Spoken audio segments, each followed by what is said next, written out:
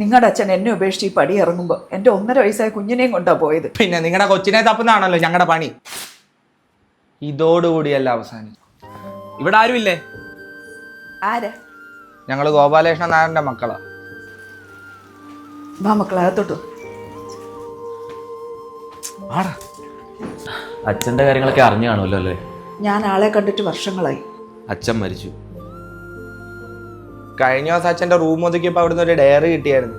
അന്നേരം അറിയുന്ന അങ്ങേർക്ക് ഇങ്ങനെ ഒരു ബന്ധമുള്ള കാര്യം. അച്ഛൻ ഉണ്ടാക്കി വെച്ച കുറെ കടങ്ങളും ബാധ്യതകളും ഒക്കെ ഞങ്ങൾക്കുണ്ട്. അച്ഛൻ അവകാശികളായിട്ടേ ഞങ്ങൾ രണ്ടുപേരും മതി. പിന്നെ അച്ഛനായിട്ട് അവകാശം തെളിയിക്കുന്ന എന്തെങ്കിലും ഡോക്യുമെന്റ്സ് ഉണ്ടെങ്കിലേ ഇങ്ങെടുത്തേ. എന്ത് പടയി പറയുന്നത്? പ്രായമുള്ള സ്ത്രീയല്ലേ? നിങ്ങളുടെ അച്ഛൻ എന്നെ കല്യാണം കഴിക്കുമ്പോൾ അങ്ങേർക്ക് വേറെ കുടുംബം ഉണ്ടെന്നൊന്നും എനിക്കറിയത്തില്ലായിരുന്നു. ഇതോടുകൂടിയല്ല അവസാനിച്ചു.